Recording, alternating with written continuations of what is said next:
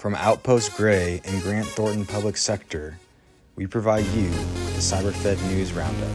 Tech news that matters. Hello and happy Friday, September 23rd, 2022. I am your host, Jack Scott. Today, I am providing you the CyberFed News Roundup for the week of September 19th. Let's get into it.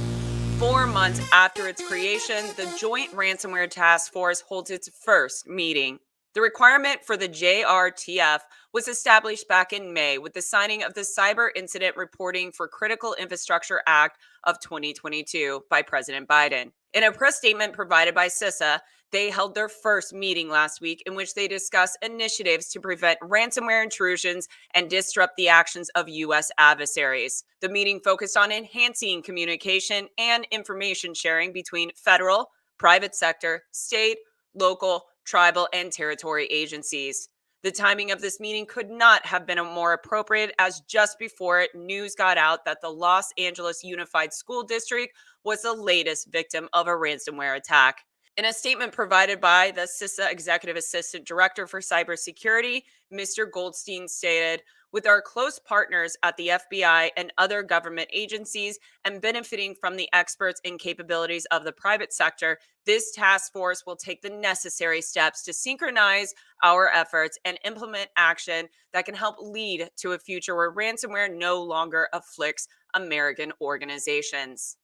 2 more China telecom companies prohibited from operating in the United States. The list of Chinese telecommunication companies prohibited from operating in the United States is growing. China Unicom Americas and PacNet ComNet had their operating authorization revoked by the FCC. This list already included Huawei and ZTE. FCC Chairman Jessica Rosenworcel said in a statement that this revocation is due to the national security risk they pose to the United States. This decision is based on the executive branch 2020 determination stating that these companies pose an unacceptable risk to the national security of the United States or the security and safety of American citizens.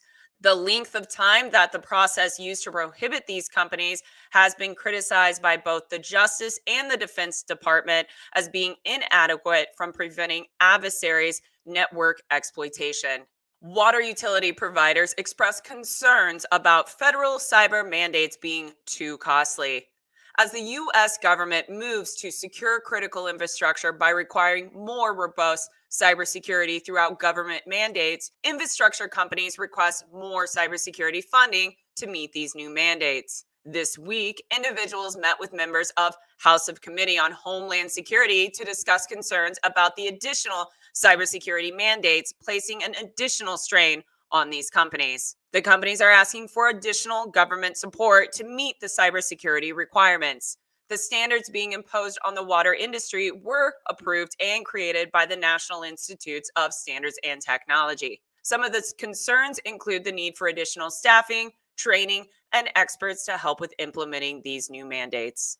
Florida's appeal on social media has piqued the interest of the Supreme Court. This started after a recent appeal from the Florida Attorney General defending the Constitution of Florida Law SB 7027, which started after the 11th Circuit Court of Appeals struck down a significant part of Florida's law banning social media companies from removing political leaders for violating the First Amendment. Texas social media law has a similar law, and both states have been sued by tech trade groups NetChoice and the Computer and Communication Industry Association, which represent the big social media companies like Meta and Twitter.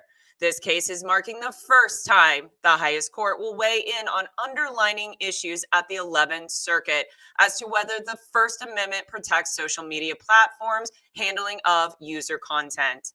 The fifth and final memo was published by OMB, which supports the executive order from May 2021. Last week, OMB published the presidential memo titled Enhancing the Security of the Software Supply Chain Through Secure Software Development Practices.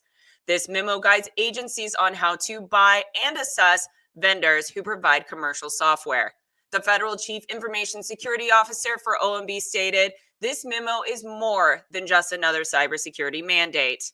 The memo focuses on agencies utilizing software with formalized cybersecurity practices and software assurance processes. OMB believes this will help organizations adopt more secure software practices because security is an enabler to our future of everything digital. School districts are receiving an early Christmas present of $1 billion in federal cybersecurity funding. The Department of Homeland Security announced the first ever cybersecurity grant program for state, local, and territorial governments nationwide. The $1 billion in funding will be distributed over the next 4 years. The funding can be used to develop baseline cybersecurity practices such as multi-factor authentication, password management, and data encryption. The funds cannot be used to purchase cybersecurity insurance or ransomware payments. If the state receives the funding, it must conduct a vulnerability assessment and create a cybersecurity planning committee and have a cybersecurity plan. The grant announcement followed the month's ransomware attack on the Los Angeles Unified School District that took down many of its IT systems. States are urged to apply for funding right away. That concludes your CyberFed News Roundup for the week of September 19th. I hope you enjoyed this episode. Please make sure to like, subscribe, and share this out with others. You guys are the best, and I will see you next week.